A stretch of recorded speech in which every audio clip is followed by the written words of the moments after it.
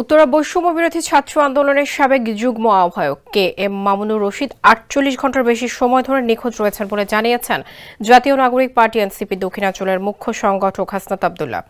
বৃহস্পতিবার সকালে ফেসবুক পোস্টে তিনি এই ঘটনাকে চরম উদ্বেগজনক ও ভীতিকর হিসেবে উল্লেখ করেন। হাসনাত জানান, রাজধানীর উত্তরা এলাকা থেকে নিখোঁজ হয়েছেন কে এম মামুনুর রশিদ। তিনি লেখেন, ৫ আগস্ট পরবর্তী সময় প্রেক্ষাপটে এই ধরনের ঘটনা সম্ভবত এই প্রথম। একজন নাগরিক হিসেবে রাষ্ট্র যেখানে ন্যূনতম নিরাপত্তা নিশ্চিত করতে ব্যর্থ হয়েছে, সেখানে ঘটনার দ্রুত ও সুষ্ঠু তদন্তে সরকার ও আইন শৃঙ্খলা রক্ষাকারী বাহিনীর চরম গাফিলতি স্পষ্টভাবে দেখা হচ্ছে।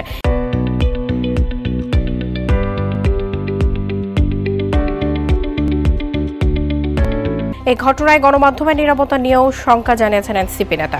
হাসনাত বলেন, এমন সংকটময় পরিস্থিতিতে গণমাধ্যমের নীরব ভূমিকায় গভীরভাবে শঙ্কিত তিনি। এই নীরবতা নতুন করে রাজনীতিতে পুরনো ভয়ের সংস্কৃতি ও নিপীড়নের পরিবেশ ফিরিয়ে আনার আশঙ্কা সৃষ্টি করছে।